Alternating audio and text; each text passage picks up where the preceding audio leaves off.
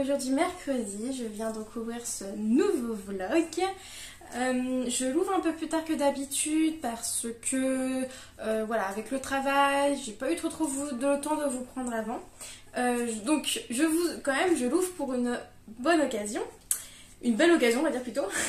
J'ai donc reçu des livres pour ma fête qui est passée donc la semaine dernière, non cette semaine, ou je suis la semaine dernière.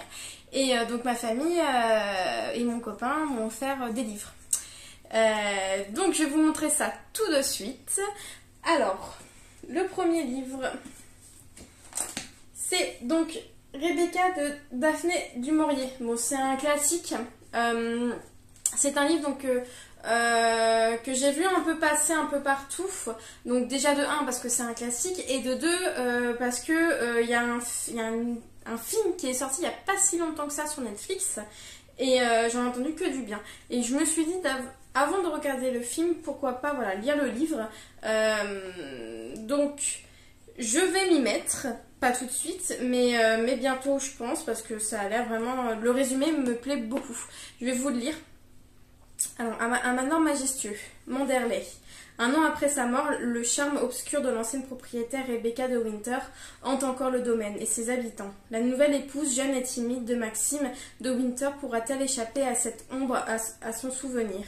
Immortalisé au cinéma par Hitchcock en 1940, le chef-d'œuvre de Daphné du Maurier a fasciné plus de 30 millions de lecteurs à travers le monde. Il fait aujourd'hui l'objet d'une traduction inédite qui a su restituer toute la puissance d'évocation du texte original et en révèle sa noirceur. Donc voilà, c'est on va dire un peu un thriller pour savoir ce qui s'est passé donc avec l'ex-femme donc qui a habité les lieux. Voilà, donc ça c'est le premier. Le deuxième, c'est bon, on reste un peu dans la même thématique, un peu comme un peu dans le thriller, dans le noirceur. C'est donc un crocodile sur un banc de sable et la malédiction des pharaons de Elizabeth Peters. Donc Elizabeth Peters, si je me trompe pas, c'est en fait un peu à la Agatha Christie. C'est une femme qui enquête et qui surtout, en fait, je crois qu'elle est archéologue, ou en tout cas elle aime surtout l'histoire antique, et elle va donc enquêter sur des faits qui se sont produits. Là, en tout cas, c'est en Égypte. J'en ai entendu parler un peu sur Instagram, mais avec une ancienne couverture. Là, c'est la nouvelle couverture. Je vous avoue, je la trouve pas très très belle. Voilà, mais bon, c'est un roman quand même qui a l'air qui me plaît par le fait que ça soit donc un roman policier et qui se passe aussi tout ce qui est histoire antique. Et donc dedans il y a 2 tomes. Donc je vais vous lire le résumé. Fin du 19e siècle. Fin du 19e siècle. La pétulante Amelia Peabody embarque pour l'Égypte avec Evelyne, sa dame de compagnie, afin de se donner à sa passion pour l'histoire antique.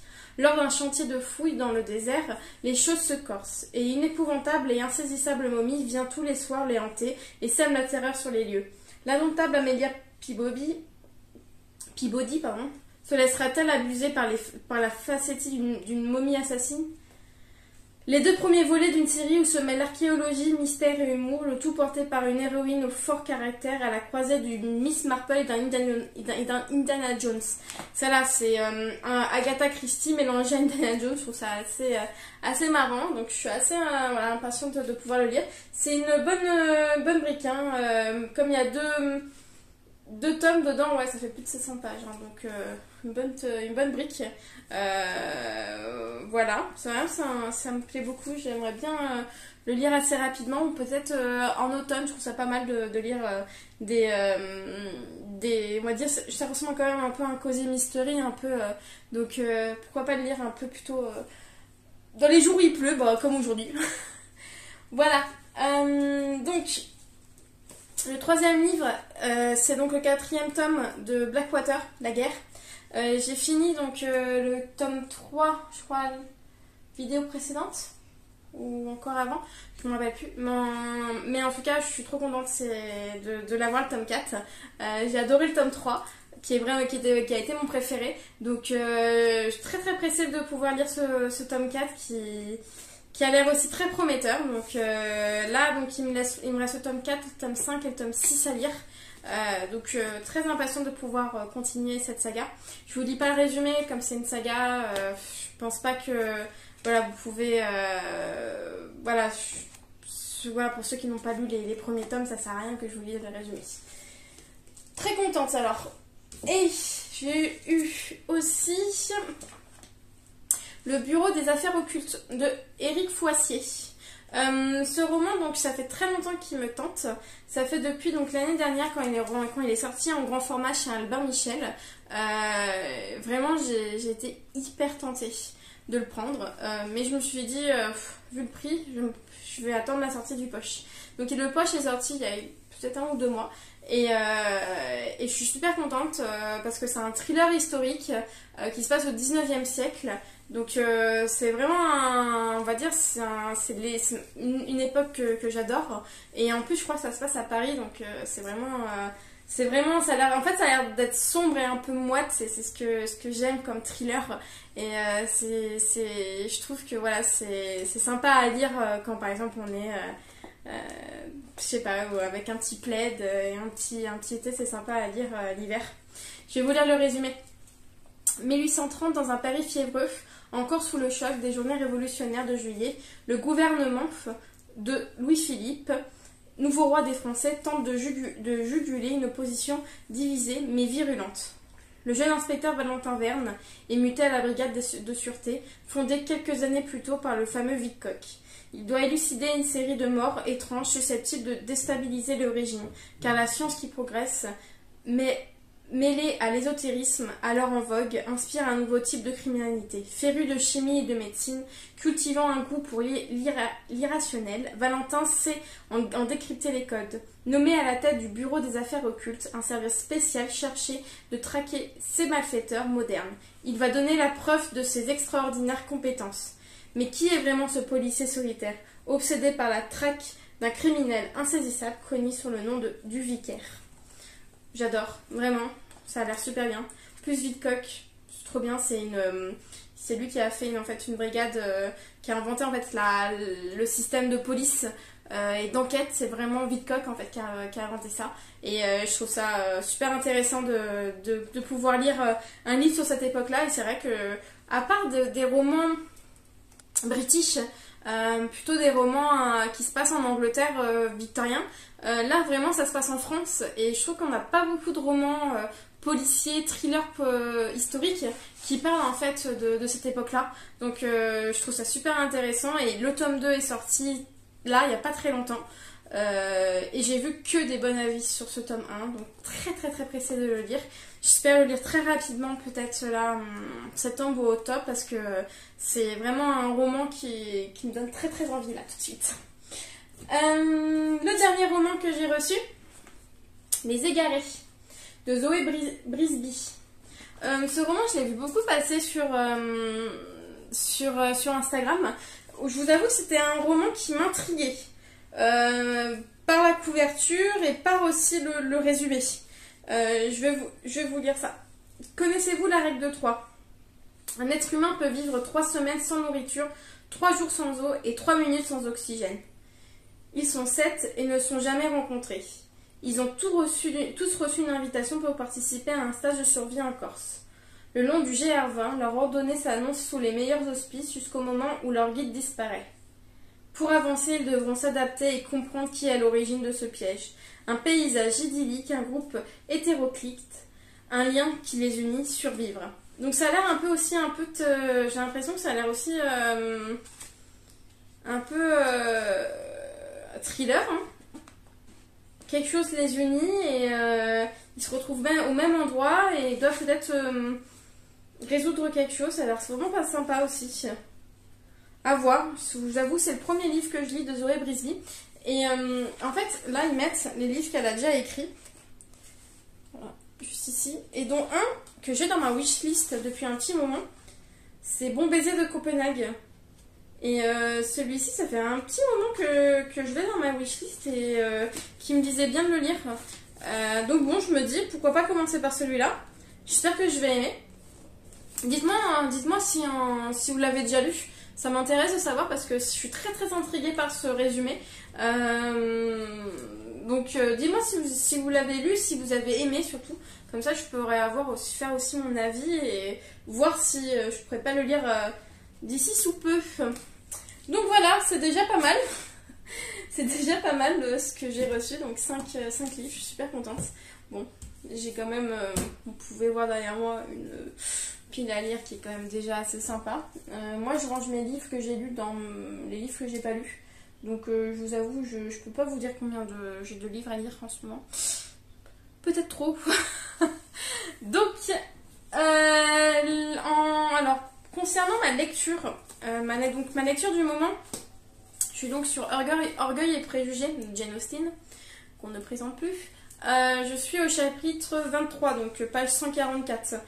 J'avance plutôt très bien.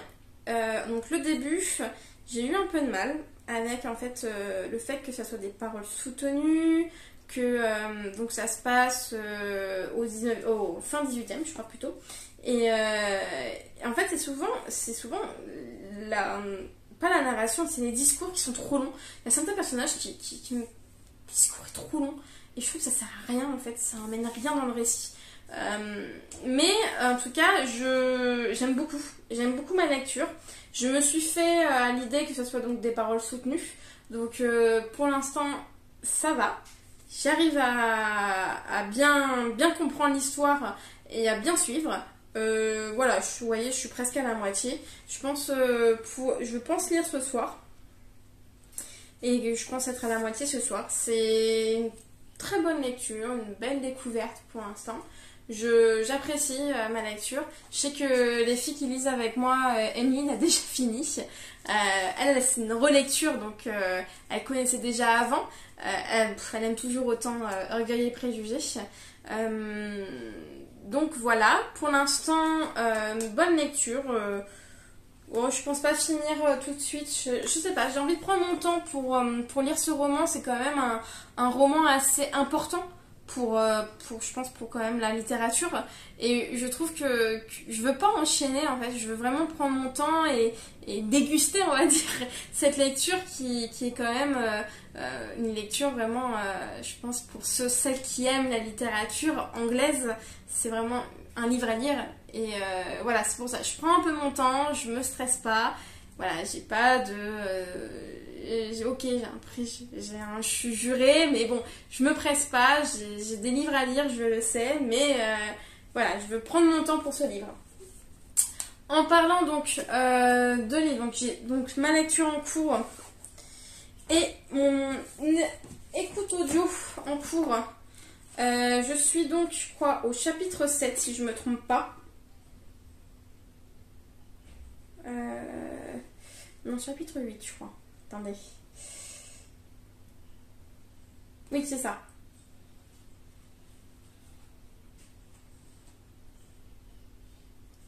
Ouais, c'est ça. Je suis au chapitre 8. Bon, j'avance, voilà, pas à pas. Hein, on va dire comme Jane Austen, comme Orgueil et Préjugés, je prends mon temps. Hein, donc... pour rappel, je suis donc sur le tome 6 des Bridgerton sur Francesca. Je vous avoue que j'ai un peu peur de mélanger les deux. Parce que ça se passe donc au début du 19e siècle, si je ne me trompe pas, pendant les guerres napoléoniennes. Ou après les guerres Napoléon. Ouais, c'est ça. Donc, et ça se passe pendant la Régence, je crois. Donc la Régence, je crois que c'est fin 18e. Oh, faut que je revoie ma chronologie anglaise. Mais en tout cas, ouais, j'ai un peu peur de me mélanger. Mais Bridgerton, quand même, c'est bien plus... Il y a moins de paroles soutenues, il y a moins de paroles un peu anciennes. C'est bien plus contemporain et on suit très très bien. Je suis encore très très bien cette lecture que j'aime beaucoup. Francesca, une femme qui est très très forte parce qu'elle a perdu son mari. Et je trouve que pour cette époque-là, perdre un mari aussi jeune, c'est compliqué de se remettre, de s'en remettre, moi je trouve. Et voilà, elle est assez courageuse et c'est vraiment une des sœurs que je pense que je préfère pour l'instant. Donc niveau lecture, j'en suis là. J'essaie de vous reprendre dans la semaine, peut-être pas demain, peut-être pas demain parce que je sais pas si j'aurai grand chose à vous dire. Mais en tout cas, j'essaie de vous reprendre assez vite pour vous parler donc de mon avancement sur ma lecture et peut-être que j'aurai peut-être une réception, mais pas sûr encore. Donc voilà, donc je vous retrouve tout à l'heure.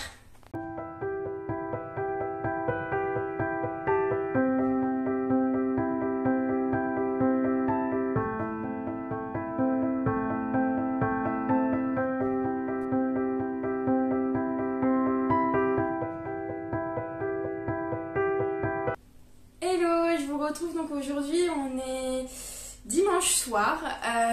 J'ai complètement oublié de vous prendre cette semaine. J'ai en fait pas beaucoup avancé dans ma lecture. J'étais en train de lire Jane Austen. Donc j'étais en train de lire Orgueil et Préjugés. J'ai quand même pas mal avancé. Je suis à la fin, il me reste à peu près 100 pages à lire. J'aime bien ma lecture. Je vous avoue que j'aime bien, en fait, surtout, je souhaite aller lentement dans cette lecture-là. Comme c'est, on va dire, un classique, et quand même un classique assez important pour la littérature, j'ai envie d'apprécier cette lecture. Et donc, je vais donc aller doucement, calmement. Donc, il me reste 100 pages. J'espère le finir ce soir. C'est pour l'instant une très bonne lecture. Le milieu est un peu lent, mais là ça commence à vachement s'accélérer. C'est très, voilà, j'aime beaucoup le personnage d'Elisabeth. Monsieur Darcy, je le déteste au début, bien sûr maintenant je l'adore. Je le trouve charmant et très intéressant. Et voilà, pour moi c'est une très bonne lecture. Je vous en reparle, donc quand je l'aurai fini, je vous en reparlerai vraiment. Je vous donnerai vraiment mon avis final quand je l'aurai fini. Après ce livre, je pense en fait en parallèle de ce roman, je me suis dit pourquoi pas commencer un autre parce que comme ça moi ça me voilà, comme je lis lentement celui-ci, pourquoi pas commencer un autre en parallèle. Donc j'ai commencé, j'ai lu 2 chapitres. Les Impatientes de Djali Amadou Amal. Donc c'est le prix Goncourt lycéen de 2020. Il a eu vraiment, on a entendu vraiment parler sur les réseaux sociaux, même à la télé et tout. C'est vraiment un livre qui a fait parler de lui et c'est un qui était vraiment qui était dans ma palle depuis quelques mois. En fait, je l'avais vu en grand format et je me suis dit, je vais attendre quand même la sortie poche. Quand je l'ai vu en poche, j'ai sauté dessus, j'ai dit, allez, je le prends. C'est vraiment un roman qui est pour moi un roman qui est un peu assez coup de poing et féministe. Donc, c'est un peu des romans qui m'attirent énormément. Je vais vous lire le résumé. Patience, mes filles. Mounial. Telle est la seule valeur du mariage et de la vie. Au nord du Cameroun, au sein des riches familles, peu les musulmanes, pardon, la patience est la vertu cardinale enseignée aux futures épouses. Malheur à celle qui osera contredire la volonté d'Allah. Entre le mur des concessions où règne rivalité, polygame et violence conjugale, la société camerounaise condamne ses femmes au silence. Mais c'est aussi là que les destins s'entrelacent. Ramla, arrachée à son premier amour. Safira, confrontée à l'arrivée d'une deuxième épouse. Hindou, mariée de force à son cousin. Chacune rêve de s'affranchir de sa condition. Jusqu'où iront-elles pour se libérer? Excusez-moi. J'ai la gorge un peu sèche. J'ai donc commencé, j'ai lu les 2 premiers chapitres. Vous voyez, ça commence par un mariage forcé. Donc 2 mariages même forcés, donc c'est assez... c'est un livre qui a l'air assez dur. Donc très impatiente de pouvoir lire la suite. J'ai vu que des bons avis sur ce roman. Donc je vous en reparlerai bien un peu plus tard, je pense, dans le vlog. Je voulais aussi vous prendre parce que je pense que dans les vidéos d'avant vous aurez vu, j'ai fait un petit tour à la fac et je m'étais dit non, je je prends pas de romans, surtout de la sortie littéraire, c'est des brochets, et souvent c'est des brochets qui m'attirent l'œil. Et là, je me dis, ah non, non, pas tout de suite, c'est trop... Les brochets, là, pour l'instant, c'est pas mon...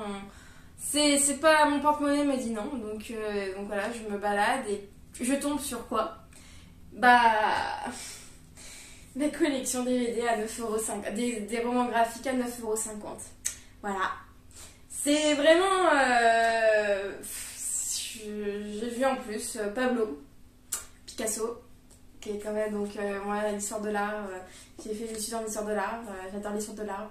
Picasso, c'est bien sûr mes peintres préférés. Donc, je me suis dit, oula, c'est pour moi ça. Donc, j'ai déjà parlé de cette collection-là. J'ai lu donc Joséphine Baker, de cette collection-là, donc 9,50€. En fait, c'est des romans graphiques qui mettent en petit format. Et je trouve ça vachement accessible parce que, par exemple, ceux de Catel et Bocquet, quand même, celui sur Joséphine Baker, il coûte quand même, je crois, 24€. Hein. Moi, je vous avoue, je ne veux pas mettre 24€ pour une grosse BD. Hein. Enfin, un roman graphique. Là, vraiment, cette collection-là, elle nous permet, je trouve qu'elle permet vraiment à des personnes qui veulent pas mettre leur trop de sous dans un roman graphique, et vraiment les dessins sont très très beaux. Hein. Vous pouvez voir, je vais vous montrer, attendez. C'est des romans vraiment magnifiques, les dessins sont vraiment très très beaux. Hein. C'est vraiment des dessins, c'est vraiment de la qualité. Hein. Je vais vous lire le résumé. Un jeune artiste espagnol de 20 ans débarque, ébloui, dans le Paris 1900. Génie dédaignant l'arrivisme, il se lie avec les poètes Marc Jacob et Apollinaire et rencontre son premier grand amour, Fernande Olivier. C'est elle, jeune femme libre et sans attache, qui nous raconte Pablo avant qu'il ne devienne Picasso, dans le Montmartre bohème, qui préside à la naissance de l'art moderne. Ses amitiés dévorantes, sa rivalité féroce avec Matisse, un combat de toréador qui n'oublie pas d'être désopilant. Une plongée dans les secrets de l'atelier du bateau Lavoir, où l'hiver le thé gelé dans les tasses. Sur le bateau Lavoir. Ah, c'est bon, j'ai un passé où j'ai travaillé donc dans des musées, et notamment un musée dont le bateau Lavoir, en fait, on va dire les façades du bateau Lavoir appartenaient au musée. Donc le bateau Lavoir, il faut savoir que c'était en fait une résidence d'artistes au début du XXe siècle. Et Pablo Picasso a donc commencé en fait à peindre au bateau Lavoir, et notamment il a peint les Demoiselles d'Avignon là-bas. Donc c'est quand même le bateau Lavoir, c'était un haut lieu d'artistes, et ils se fréquentaient tous, et c'est comme ça qu'en fait ils sont un peu liés, et qui sont un peu, on va dire, copiés entre guillemets, et qui se sont aussi mis ensemble. En fait, ils ont aussi créé le cubisme. Hein. Picasso, c'est aussi grâce à ça. Hein. À cette, on va dire, cohabitation d'artistes au bateau Lavoir. Et je suis super intéressée parce que vraiment, moi qui ai travaillé dans le milieu de l'histoire de l'art, et c'est super, super sympa. Donc très très pressée de le lire. En plus, bon, les romans graphiques, je les lis très vite, donc voilà, même pas en une nuit c'est lu, hein, une soirée c'est lu. Donc voilà, donc moi je vous conseille ces collections-là à 9,50€, de bien zioter à la Fnac, il y en a pas mal. Je vais aussi acheter un autre là, je vous ai montré dans un vlog avant, c'était sur Les Filles de Salem, que je compte lire en octobre, plutôt la saison, on va dire, des sorcières. Donc voilà, je suis super contente d'avoir pris ce roman graphique. Ah oui, je voulais aussi vous parler de ma lecture audio. Ma lecture audio sur les Bridgerton, sur le tome sur Francesca. Je suis au chapitre 13. J'ai pas mal avancé là ce week-end. J'ai écouté au moins 3 chapitres d'un coup. En plus, les chapitres sur Audible, il faut savoir qu'ils sont quand même, les chapitres, ça dure entre 20 et 30 minutes parfois, hein. Donc j'ai bien avancé, hein. Je suis à plus de la moitié. Je pense le finir soit cette semaine ou en tout cas la semaine prochaine. En tout cas c'est un très très bon un très bon tome, hein. Ça commence vraiment à être peut-être un de mes préférés, hein. Je trouve ça assez intéressant. Il y a pas mal de choses qui sont sympas dans ce tome. J'aime beaucoup Francesca, qui est quand même une femme qui est assez courageuse, comme je disais dans notre vidéo. Elle a quand même perdu un mari, et pour ce siècle-là, donc elle devient veuve et elle recherche en fait un mari, et je trouve ça hyper intéressant dans le fait qu'elle est courageuse, et pour surmonter ça, elle va quand même refaire comment ça s'appelle, elle va elle va se remettre dans la vie mondaine pour trouver un mari. Donc voilà, pour l'instant, très bonne lecture audio, je suis pas déçue du tout. Donc sur ce, je vais vous quitter ici. Je pense vous reprendre quand même, parce que voilà, je ne vais pas vous laisser avec deux petites vidéos de quelques minutes. Je vais essayer quand même de vous reprendre dans la semaine. Je pense pas sortir le vlog en début de semaine comme je suis d'habitude. Je pense que ça va un peu changer. En plus là, je vais recevoir du monde cette semaine. Donc ça va être assez compliqué de vous prendre. Mais bon, je vais essayer quand même. Et sur ce, je vous souhaite donc de bonnes lectures et je vous dis donc à tout à l'heure.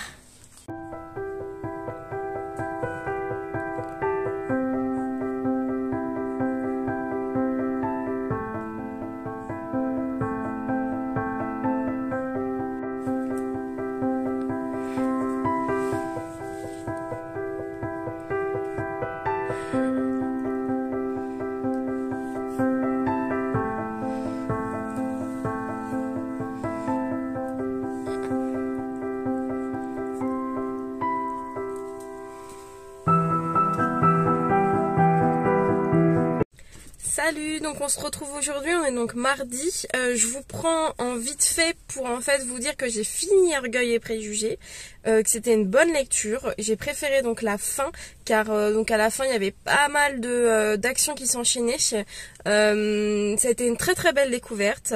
Vraiment très très contente de pouvoir d'avoir pu lire ce classique et qui me tentait depuis très longtemps. Voilà, c'est pour moi une bonne lecture, pas une très bonne, pas un coup de cœur, parce que je connais des personnes qui ont des coups de cœur pour ce roman-là, mais moi c'était vraiment une très bonne lecture. Je suis surtout contente de moi d'avoir pu pouvoir le lire, parce que c'est quand même un classique qui est quand même, comme je disais, avec des paroles assez soutenues, donc il faut quand même bien s'accrocher, donc je suis assez fière de moi de l'avoir lu. Et voilà, mais je pense lire très bientôt un autre roman de Jane Austen. Je sais que j'ai Persuasion dans ma palle, donc je pense que ce sera sûrement le prochain roman. Comme le film est sorti sur Netflix et que j'ai beaucoup apprécié, je me dis pourquoi pas lire le roman. Donc, et aussi, je voulais vous prendre, parce que j'ai donc commencé une nouvelle lecture. Les Impatientes de Jayli Amadou Amal. Donc c'est le prix Goncourt lycéen qui est donc 2020. Et on l'avait vu un peu partout, surtout moi, pas trop sur Bookstagram je pense, mais surtout à la Fnac. Et en fait, il me tentait depuis quand il était embroché, comme je vous l'avais dit la dernière fois. Et donc je voulais attendre absolument sa sortie poche. Et donc voilà, c'est fait. Je vous avoue que je le dévore. Je suis donc à la partie 2, chapitre 4, et j'ai commencé genre hier. Je suis quasiment à la moitié. Là, je vais prendre un train, je pense bien le lire. Donc c'est une très très très bonne lecture. C'est une lecture très dure en somme, parce que ça parle de la condition des femmes au Cameroun avec la religion musulmane, mais surtout avec la culture qu'il y a autour en fait du mariage. Et c'est très très dur. Mais c'est un très bon roman. C'est un roman qui est un témoignage en fait de femmes, et je trouve quand même, voilà, c'est un roman féministe totalement, et très très dur, très percutant. Voilà, ça parle de violence conjugale, de rivalité polygame. Voilà, c'est pas très enjoué, mais voilà, c'est pour moi une très bonne lecture pour l'instant. Je dévore. En plus, bon, ça c'est très vite, hein. Vous voyez, les pages, elles sont toutes petites, hein. Donc voilà, donc ça c'est ma lecture en cours. J'espère la terminer très vite et enchaîner sur une autre lecture. J'hésite, je vous avoue, à lire le 4e tome d'Harry Potter, donc La Coupe de Feu. L'année dernière, en fait, j'ai voulu faire en fait en sorte de, donc j'ai commencé ça en octobre, lire un tome par mois, mais j'ai pas réussi. Donc j'ai lu les 3 tomes, j'ai fait donc octobre, novembre, décembre, et après je me suis arrêtée. Et là j'ai envie de reprendre. Je sais pas pourquoi, j'ai un besoin de lire Harry Potter en ce moment, et je me dis c'est l'occasion. Donc je pense le sortir juste après ce livre là. Donc je vous laisse là et je vous retrouve donc tout à l'heure. Je vous retrouve donc aujourd'hui, on est mercredi, je cherchais. Je vous donc retrouve aujourd'hui pour clôturer ce vlog. Je viens donc vous donner mon avis sur 2 lectures que j'ai terminées. Donc j'ai terminé Orgueil et Préjugés de Jane Austen. J'ai donc terminé dimanche soir, si je me trompe pas, ouais, dimanche soir. C'est donc une très bonne lecture. Je me demande même si je vous ai pas déjà dit que je l'ai déjà terminé. Si, je vous l'ai déjà dit que j'ai déjà terminé quand j'étais dans ma voiture. Je vous avais dit que je l'avais terminé. Donc très bonne lecture. C'était un classique que je voulais lire depuis très longtemps. Donc je suis assez contente de l'avoir lu. Et donc c'est grâce à mes copines du book club qui m'ont assez poussée pour le lire.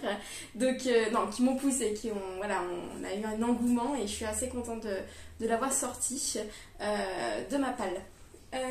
Donc j'ai donc maintenant vraiment fini Les Impatientes de Djaïli Amadou Amal. C'était un roman, on va dire, je vais pas dire magnifique, mais un très très bon roman. Donc il a reçu le prix Goncourt lycéen, donc pour vous dire c'est quand même un très bon roman juste pour ça.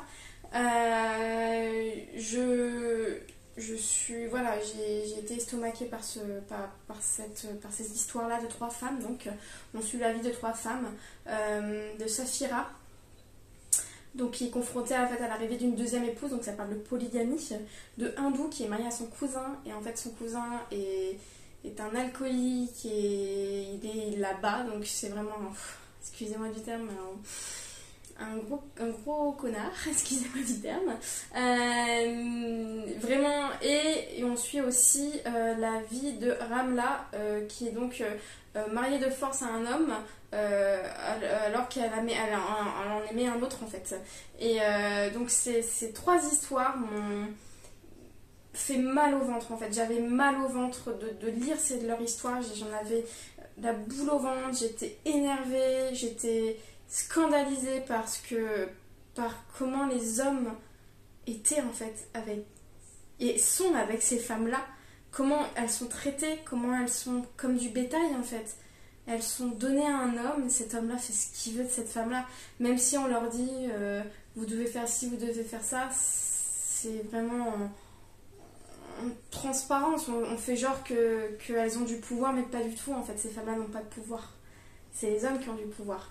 Donc si je ne me trompe pas, ça se passe au Cameroun. Donc voilà, moi j'ai été... C'est un très très bon roman. Le prix Goncourt a été des lycéens est vraiment mérité. Et je suis super contente de l'avoir pu donc, sortir de ma palle. Ça doit faire quand même quelques mois qu'il y est. Et donc voilà, et c'est encore grâce, on va dire, au book club. Donc c'était notre... donc le book club des 10 petites lectrices, où le thème de ce mois-ci c'était donc lire un livre sur l'Afrique. Donc très très contente de l'avoir sorti. Donc c'est tout pour ce vlog. Je vous laisse donc ici. Voilà, j'ai mis un peu plus de temps à le faire, avec mon emploi du temps, avec ma vie, c'est un peu compliqué de tout gérer, de vous faire des vlogs. En fait, je vais vous faire quand même des vlogs de qualité, donc j'essaye de vous filmer quand je lis, si j'y pense. J'essaie de vous filmer des scènes assez sympas de mon quotidien. Donc, je vous laisse là. Je vous dis donc, je vous souhaite donc un très bon visionnage de ce vlog.